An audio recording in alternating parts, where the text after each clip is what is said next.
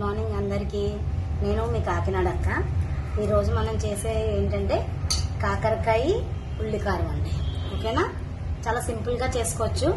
ముందుగా గంట ముందు కాకరకాయని ఇలా కట్ చేసి కొంచెం ఉప్పు పసుపు వేసి పక్కన పెట్టుకుంటే ఇలా వాటర్ వచ్చేస్తుందండి.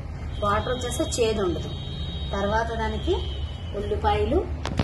ఉల్లిపాయలు కూడా ఈ ముక్కలు ఎన్ని ఉన్నాయో అన్ని ఉల్లిపాయలు అన్ని ఉల్లిపాయలు స్లేసి ముక్కలు తీసుకోవాలండి.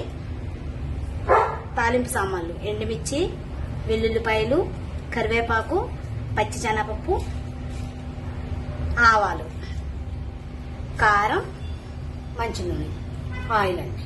ఇప్పుడు మనం చేసే విధానానికి వెళ్దాం. స్టవ్ మీద కళాయి పెట్టుకుందామండి. కళాయి వేడెక్కిన తర్వాత తిన్నది ఈ కాకరకాయ ముక్కలు ఎదురు వేస్తాం.